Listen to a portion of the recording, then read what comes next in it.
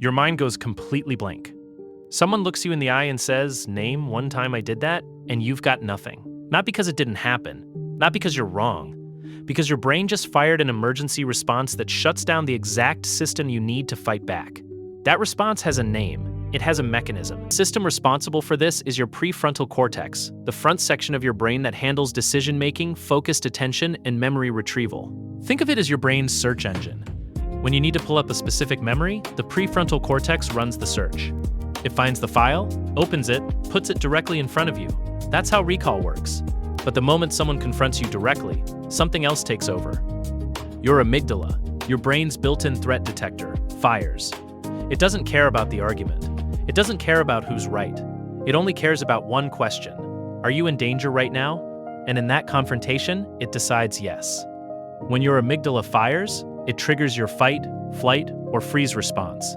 Your body floods with adrenaline and cortisol. Cortisol is your primary stress hormone.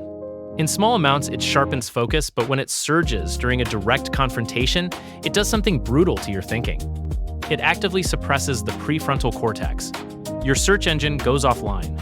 The exact system you need to retrieve specific memories gets shut down by the very stress of being asked to retrieve them. Researchers call this the amygdala-prefrontal cortex dynamic. Your emotional brain hijacks your thinking brain. It happens within seconds. You didn't choose it. You can't override it in real time. Your biology made that decision before you even opened your mouth. Here's where it gets even more specific.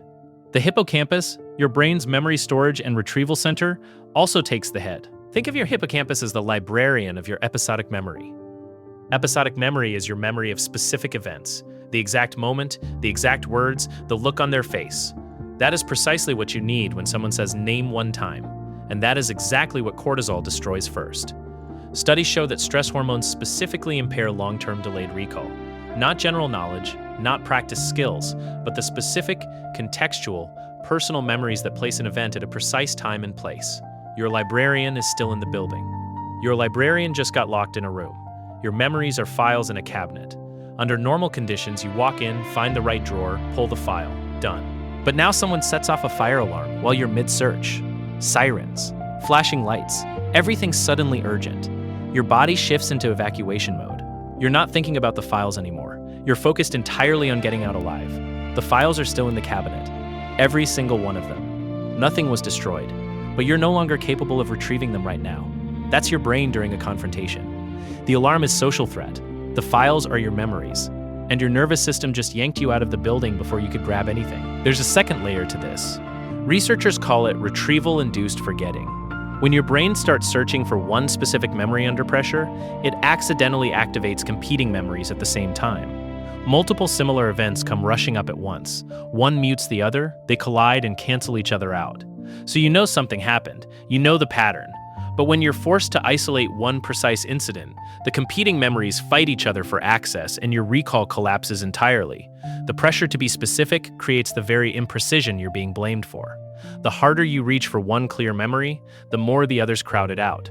That's not confusion. That's your retrieval system under overload. And then there's suppression. Distinct from conscious forgetting, this is an unconscious process where your brain actively reduces access to memories carrying emotional pain. Research from St. Andrews University showed this directly. When participants were trained to suppress a specific memory, recall of that memory dropped significantly afterward. The brain did not erase it. It downregulated the neural pathways leading to it. The cruel part, the same emotional intensity that made those moments real and significant, is the same emotional weight that makes your brain suppress them hardest during confrontation. The moments that hurt the most become the hardest to reach precisely when you most need to reach them. This is why your body knows the truth before your words do. You feel the tension in your chest. Your stomach tightens.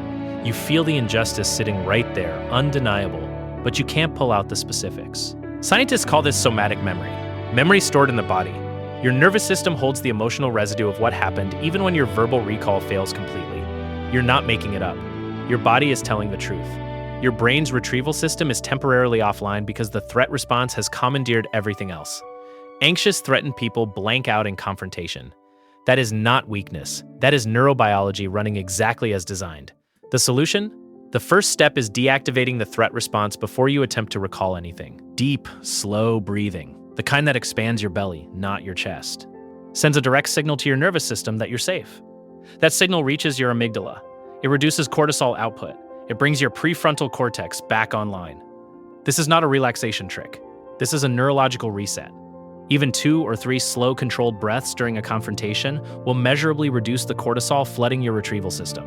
You're not trying to appear calm. You're literally reopening access to your own memories by lowering the chemical that shut them off. The second step is giving yourself permission to pause. Say, "Give me a moment." Nothing more. You don't owe anyone instant recall under direct social pressure. That urgency to respond immediately is part of what keeps the threat response running full blast. Removing even a fraction of that pressure allows your prefrontal cortex to re-engage. Research is clear. Stress impairs the capacity of the hippocampus to reinstate specific memory representations. Reducing stress, even partially, begins to restore that capacity. You don't need perfect recall in that exact second. You need 30 seconds of reduced cortisol. That's enough to start pulling real memories back through. The third step is writing things down when they happen, not later. Not when you're already mid-argument. Right after. A pattern of behavior recorded in a note, a message, a journal entry, anything external, completely bypasses the retrieval problem. You no longer have to access a suppressed memory under stress. You have external storage.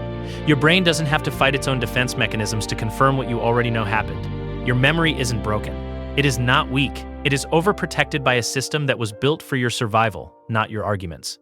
The blank was never proof that you were wrong. It was proof that your nervous system treated that confrontation like a threat. And now you know exactly why.